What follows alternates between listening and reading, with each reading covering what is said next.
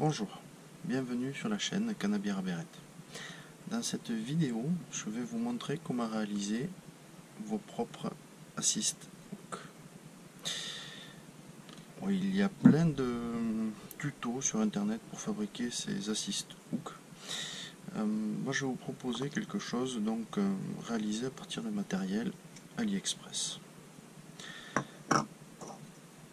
Donc, pour réaliser vos assist hook, vous allez avoir besoin de fil de ligature. Vous allez avoir besoin de colle forte. Vous allez avoir besoin, alors ça c'est du vernis UV avec une lampe UV. Vous allez avoir besoin d'un cutter, de la tresse pour assist hook et d'hameçon. Donc, dans un premier temps, vous allez monter votre hameçon sur un mandrin. Alors, si vous avez un mandrin en mouche, tant mieux, c'est plus simple. Sinon, vous pouvez utiliser comme moi un mandrin de perceuse. Donc, la première étape, vous allez prendre votre déroule-fil avec votre fil. Vous allez tenir le fil sur l'hameçon. Vous allez faire votre tour dans un sens. Et après, vous passez par-dessus votre fil.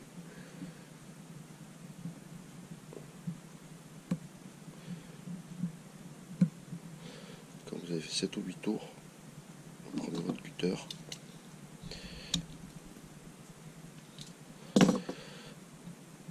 Et ensuite, vous terminez. Donc, pratiquement jusqu'au bout de la rampe. Quand vous êtes au bout, hop, bien serré. Arrivé à ce niveau-là, moi je mets un point de colle. Bien fixer tout ça. Je vais l'étaler un petit peu avec un cure-dent, dessus-dessous, pour bien qu'il soit imprégné.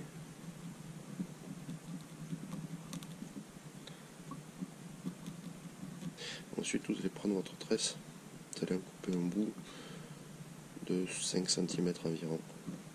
Vous allez le mettre à plat et vous allez le serrer. Alors là, il faut bien le serrer. Il faut vraiment qu'il soit sous contrainte. Maintenant, vous allez réaliser la boucle. Pour vous aider, vous pouvez réaliser un petit outil comme ceci qui vous permettra d'avoir toujours la même taille de boucle. Là, il suffit de le mettre en place.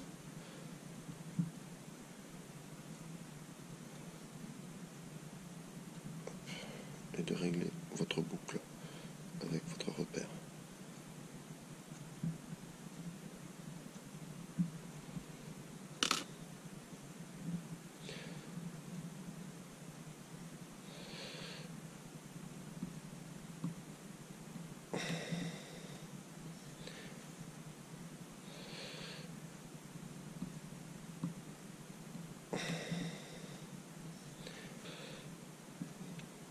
Et ensuite, vous n'avez plus qu'à serrer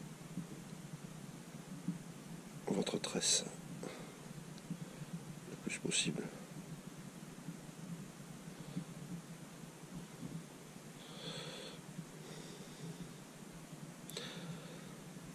Donc, on arrive au moment critique.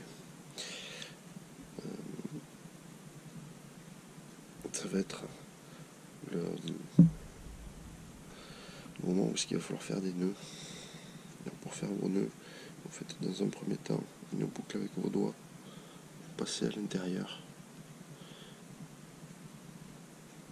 Et après, le plus difficile est de tenir tout le système tendu.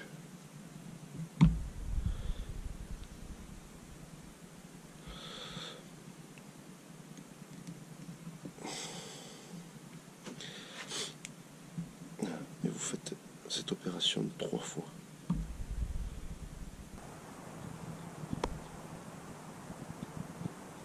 Une fois que vous avez fait vos 3 nœuds, vous n'avez plus qu'à couper les surplus.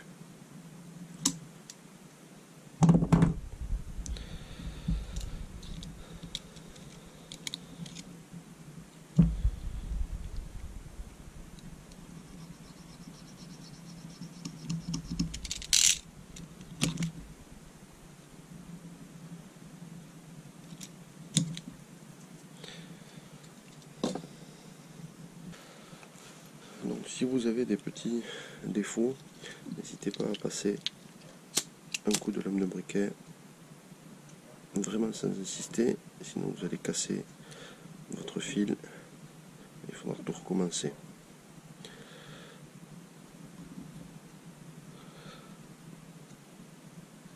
Une fois que vous en êtes là, je remets un coup de colle pour bien bloquer tous les fils.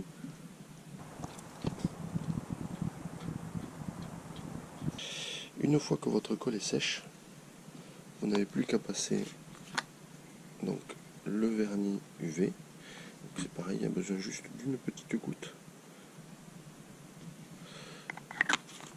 Il suffit après, avec un petit cure-dent, de l'étaler de gauche à droite. Vous pouvez faire tourner votre mandrin, comme ça va pouvoir l'aider à se diffuser un peu partout.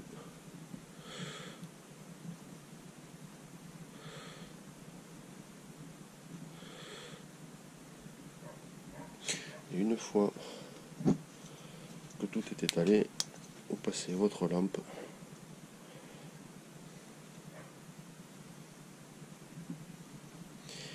pour bien sécher donc la colle UV. C'est minimum 2 minutes. Une fois que vous avez fait sécher correctement votre hameçon, je vous conseille de le laisser au repos une ou deux journées pour bien que tout se fige. J'ai monté un petit test pour vous montrer la solidité du montage. Que j'ai passé la boucle dans un clou serré à l'étau et je vais forcer dessus avec ceci. Donc c'est un peson.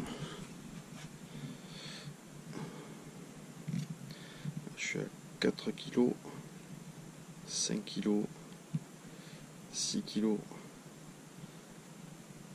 À 6 kg on voit que l'hameçon se déforme. 7 kg, je pourrais pas aller plus loin parce que là l'hameçon va s'ouvrir.